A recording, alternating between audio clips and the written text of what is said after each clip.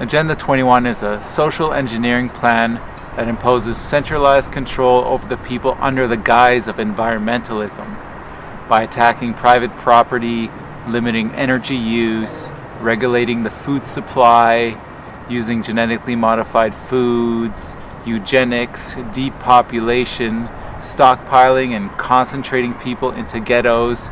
It's like a shitty totalitarian one world communism.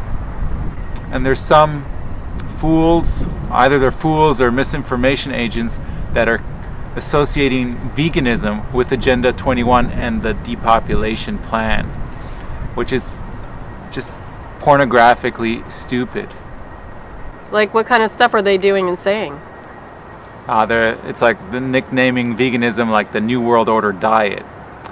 Because if you want to kill people off, then you're going to force feed them healthy plant foods. You're going to create a deadly concoction of apples and peaches and mangoes and fresh herbs and potatoes, peas and beans and seeds, dried sea vegetables, mushrooms, tomatoes, vegan nut butters. What else is deadly? Where are they getting this logic? I don't get it. Rice, pasta, tortillas, maple syrup. That's gonna hurt. They'll be dropping like flies after that. They might even force them just to finish them off, is to like have them omit the Parmesan cheese in their fresh basil pesto. That's just gonna clinch it. You and your pesto obsession. I love pesto. We should get some later. Make some. I like it. I don't love it. Just because certain facets of the UN are urging for a reduction in meat and dairy consumption doesn't mean that they're cooperating with the vegan movement. If anything, they're actually undermining it. They're actually burdening it by merging it with their oppressive agenda. They're actually just riding the coattails of the growing vegan movement, which is getting big enough now that it's actually threatening the status quo. So what they want to do is they have no choice now. They have to bring it into the fold. They have to absorb it, subvert it, and accommodate it into their game plan. Now, what I'm finding out is that a lot of people who go vegan for a long period of time start to, they feel good at first, but then they start to deteriorate over the years. This guy is Jim Morris. He has been bodybuilding for close to half a decade, and he shows no signs of slowing down. Now, he was a former Mr. America. Get this, at the age of 72, he works out every single day for an hour, 6 days a week. And here's his diet: nuts, beans, fruits, and vegetables. Annette Larkins shows off her garden in her Miami-Dade County backyard. It's full of fruits and vegetables. Every corner of her garden has something that is edible. And I've been eating them, and they're so good. She also collects rainwater to drink and water her plants. Annette says the food in her garden is her fountain of youth. I'm very vibrant. I have lots of energy, as I told you before. I'm up at no later than 5:30 in the morning as a rule, and I'm ready to go. So how old is this size 4 beauty? Annette just turned 70 years old. So how long have you now been eating a raw meat ketogenic diet, as you would call it? 2 years. Even though I don't eat a ketogenic diet always, I also eat fruit and stuff and honey. But the raw meat is easy. Here I have some sheep ribs. Oh, there you go. So you just chow down right off the bone, right? Yeah, it's fun to eat it also. Annette's husband owned a meat store in the 1960s. That's when she became a vegetarian. But as the years went by, she became a raw vegan. She does not eat any animal products. Her food is unprocessed and uncooked. My diet consists of fruits, nuts, vegetables, and seeds. I do a lot of sprouting of seeds, and as you can see from my garden, of course, these are the raw foods that I eat. Annette's husband of almost 54 years chose to continue to eat the way he did when they were first married. I really wish I would have did what she's done. Amos Larkin says people even wonder if Annette is his wife. They'll ask me, what am I doing with their young girl? Or they'll say, you got your granddaughter with you. You know, and things like that, you know. Amos takes prescription medicines daily for high blood pressure and diabetes. Annette says she doesn't even take an aspirin. Now, what I'm finding out is that a lot of people who go vegan for a long period of time start to they feel good at first, but then they start to deteriorate over the years. This one lady who is my age, she said, was telling her friend that I used to tell them about eating and they wouldn't listen. And her reply was to that, or her response to that was, look at her now and look at us. Unbelievable. A Ramona woman is named the sexiest vegetarian, but she's over 50, and I still cannot get over the fact of how old you are, because you look absolutely incredible. Mimi Kirk joins us with secrets on how you can stay young. Bring the camera, it's high definition. You at home, okay, this is Mimi. Mimi, take a guess, 1 second at home. How old do you think Mimi is? Okay, Mimi, tell us how old you are. I'll be 71 this month. Whatever. Are you serious? Right. And everyone always asks me if I've had plastic surgery or Botox. No, I still have all my laugh lines. I have nothing. You look incredible. Thank you. And you can actually eat away your own muscle tissue and in your fat storage to where you're down to weighing next to nothing. So, what was your lowest weight you got down to? Well, after the fasting, I was 43 kilograms, which is like half my normal weight. So basically just bones. I don't know how much it is in pounds. It's like 95 pounds, I think. Okay, yeah, that's pretty light. Okay. Yeah, I think something like that. But when I was vegan, even when I was eating a lot, I was still really thin and weak. And it happened quickly. Like within 1 or 2 months, I couldn't work out anymore because I was going to the gym at the time. I couldn't really do anything. All of the motivation was just gone. And I was eating a lot and just tons of nuts and whatever, vegetables, salads and shit. Actually, the most recent record I've set, world record, is the record for the heaviest weight ever carried by a human being. So it's called the yoke walk. It's a strongman event. And I have carried 555 kilos over a course of 10 meters. Yeah, and that's the most recent one. That's amazing. Now, you're also known as the vegan badass. At the Extreme Couture Gym, we found an extraordinary plant-based athlete, Ultimate Fighter champion Mac Danzig. In the mixed martial arts world, strength, toughness, and endurance are of paramount importance, and Mac has them all. I think a lot of people, stereotypically speaking, think someone that's a vegan is like some skinny hippie type of person. And I'm not necessarily trying to break the stereotype. I tried the diet for my own personal reasons, and it worked for me. I feel like I have more energy now that I don't eat the meat products, and I also feel like I recover better in between my workouts. I'm dying to know, how did you stay looking so young on the outside?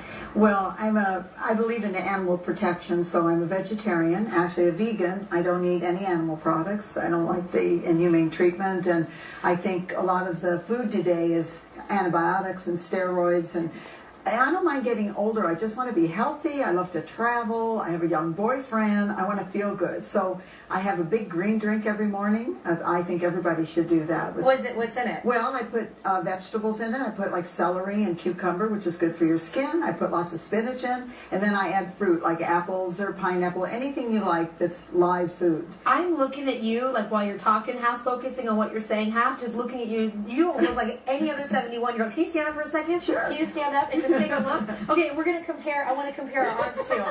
We're having fun with this, okay? So like 30-year-old arms. And that's pretty good. You're going to be 71. 71. 71. Amazing. It's not a New World Order plot to make you lose your appetite for dead bodies. Veganism is everything that the self-titled ruling elites are against. It's a humane, ethical, health-giving, freedom-giving, animal liberation movement. It's about basic decency and respect for life, including our own. It's about doing no harm.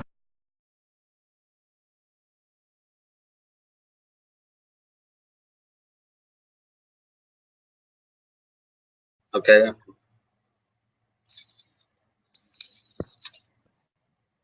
A lot of fat, Pretty chewy?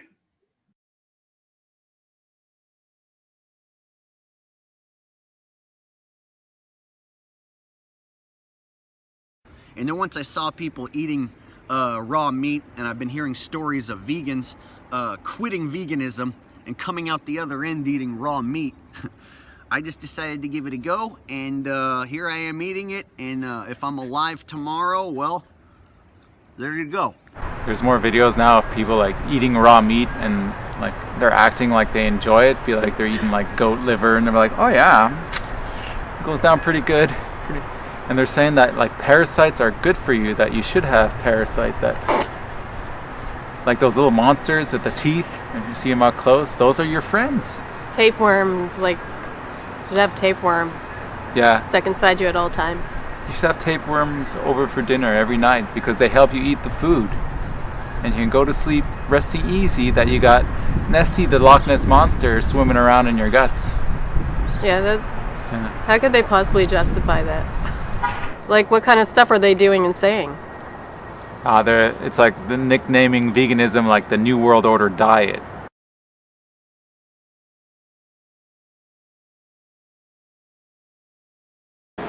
Some are burned alive in the scalding tank that is used for hair removal.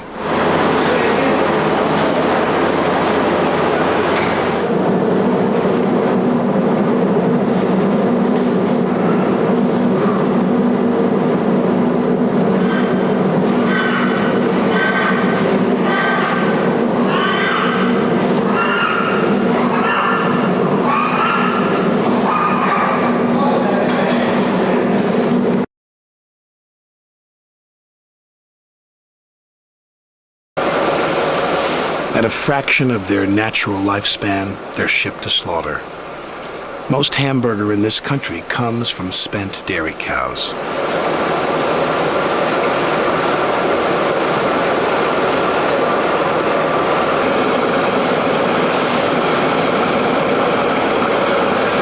Anyway, so like I said, people that say that our teeth are made for eating this one's mine, Rusty. They say our teeth are made for eating plants. That's bullshit. We have pointy teeth, and these front ones are perfect for taking a nice bite-sized piece of meat, you know?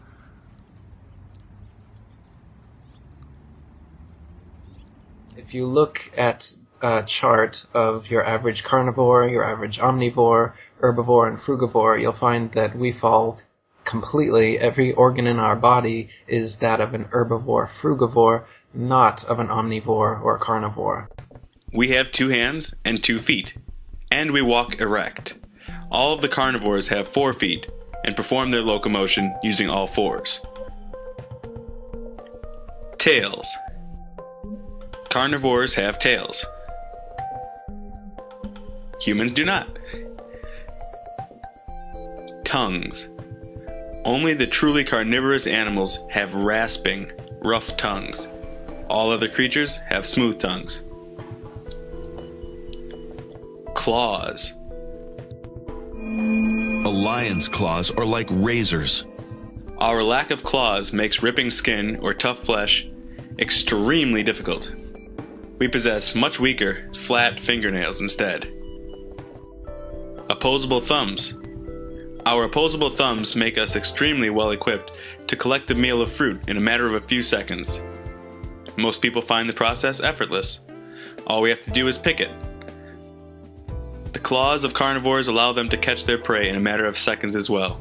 We could no more catch and rip the skin or tough flesh of a deer or antelope than a lion could pick mangoes or bananas. Births. Humans usually have children one at a time. Carnivores typically give birth to litters. Colon formation. Our convoluted colons are quite different in design from the smooth colons of carnivorous animals. Intestinal length. Our intestinal tract measures roughly 12 times the length of our torsos, about 30 feet. This allows for the slow absorption of sugars and other waterborne nutrients from fruit. In contrast, the digestive tract of a carnivore is only 3 times the length of its torso. This is necessary to avoid rotting or decomposition of flesh inside the animal. The carnivore depends upon highly acidic secretions to facilitate rapid digestion and absorption in its very short tube. Still, the putrefaction of proteins and the rancidity of fats is evident in their feces. Mammary glands. The multiple teats on the abdomens of carnivores do not coincide with the pair of mammary glands on the chest of humans. Sleep. Humans spend roughly 2/3 of every 24-hour cycle actively awake. Carnivores typically sleep and rest from 18 to 20 hours per day, and sometimes more. Microbial tolerance. Most carnivores can digest microbes that would be deadly for humans, such as those that cause botulism. Perspiration. Humans sweat from pores on their entire body. Carnivores sweat from the tongue only. Vision. Our sense of vision responds to the full spectrum of color, making it possible to distinguish ripe from unripe fruit at a distance. Meat eaters do not typically see in full color. Drinking. Should we need to drink water, we can suck it with our lips, but we cannot lap it up. Carnivores' tongues protrude outward so they can lap water when they need to drink. Vitamin C. Carnivores manufacture their own vitamin C. For us, vitamin C is an essential nutrient that we must get from our food. Jaw movement. Our ability to grind our food is unique to plant eaters. Meat eaters have no lateral movement in their jaws. Teeth. The molars of carnivores are pointed and sharp. Ours are primarily flat for mashing food. Our quote-unquote canine teeth bear no resemblance to true fangs, nor do we have a mouth full of them, as a true carnivore does. Tolerance for fat. We do not handle more than small quantities of fat well. Meat eaters thrive on a high-fat diet. Saliva and urine pH. All of the plant-eating creatures, including healthy humans, maintain alkaline saliva and urine most of the time. The saliva and urine of meat-eating animals, however, is highly acidic. Stomach acid pH. The pH level of the hydrochloric acid that humans produce in their stomachs generally ranges about 3 to 4 or higher, but can go as low as 2.0, 0 equaling the most acidic, 7 equaling neutral, and 14 being the most alkaline. The stomach acid of cats and other meat eaters can be in the 1 range and usually runs in the 2s.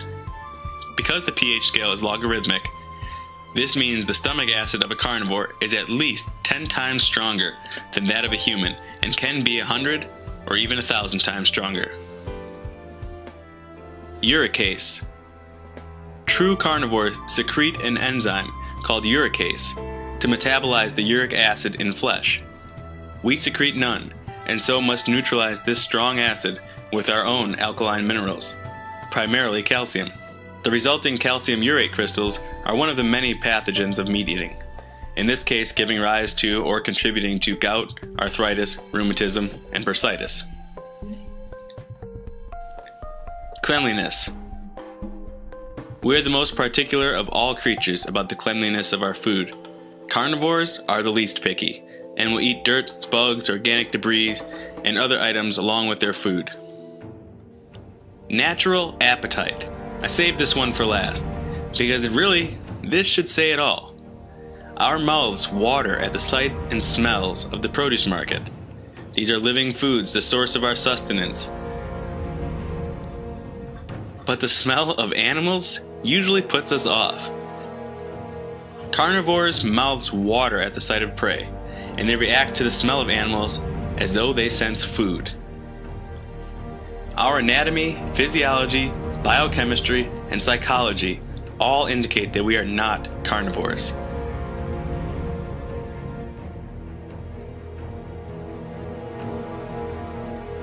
To say that carnivores eat carnage or flesh does not accurately portray such creatures.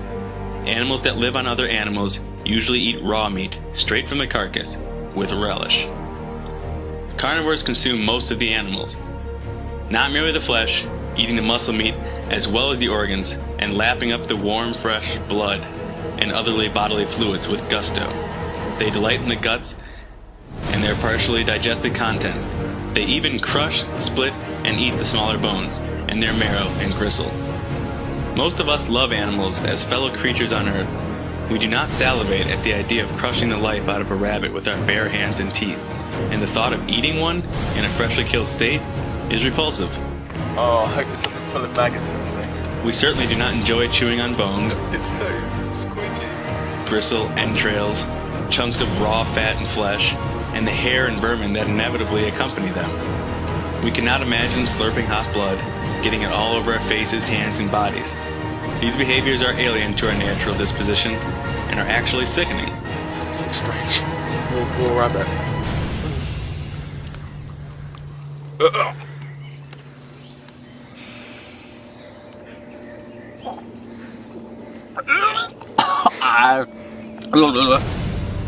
So if you look at your pet cat and aren't too enticed, that's alright. It's alright. You were never designed to eat him in the first place. Feel free to go down to your local produce market, enjoy the sights and smells, and pick yourself some whole, fresh, ripe, raw, delicious fruits and vegetables. Well, we know from the largest forward-looking study on diet and cancer ever performed by humanity, the incidence of all cancers combined lower among vegetarians than meat eaters, especially some of the fastest growing tumors like lymphomas and leukemias, and for that the worst meat was actually poultry, chicken, up to triple the rates for every 50 grams of poultry consumption. A quarter of a chicken breast, triple your risk. Okay, but the link between meat and cancer is such that even the Journal of Meat Science last year asked, should we become vegetarians?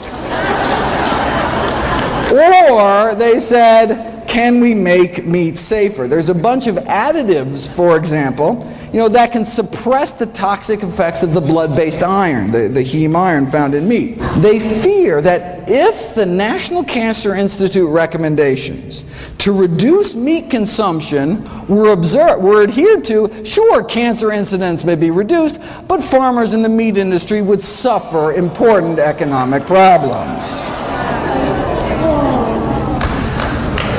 Now, for those of us more concerned about the suffering caused by the meat industry rather than the suffering of the meat industry, what happens if you put cancer on a vegan diet? Well, the Pritikin Research Foundation just completed this elegant series of experiments, which I want to spend a bit of time on. Simple experiments. They put people on different diets, draw their blood, and then drip their blood on cancer cells growing in a petri dish, and just stood back to see whose blood was better at suppressing cancer growth. They're the ones that published that study showing that the blood of those on a vegan diet was dramatically less hospitable to cancer. Now, even the blood of those on a standard American diet fights cancer. I mean, if it didn't, everybody'd be dead, right? It's just that the blood of those eating vegan fights about 8 times better.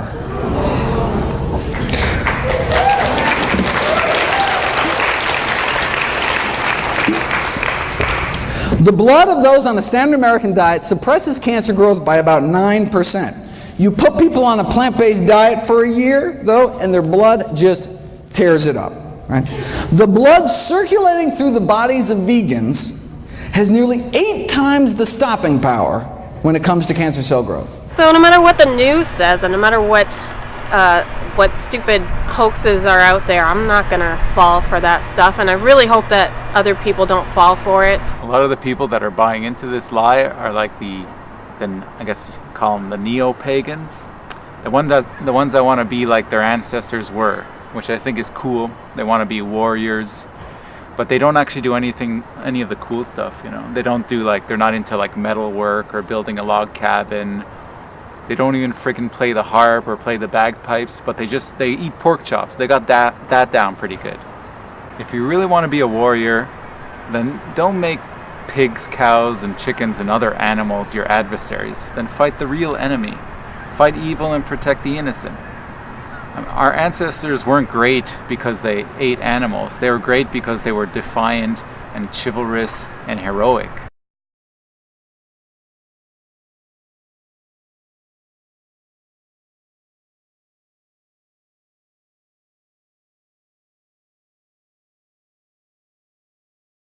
It's not a New World Order plot to make you lose your appetite for dead bodies.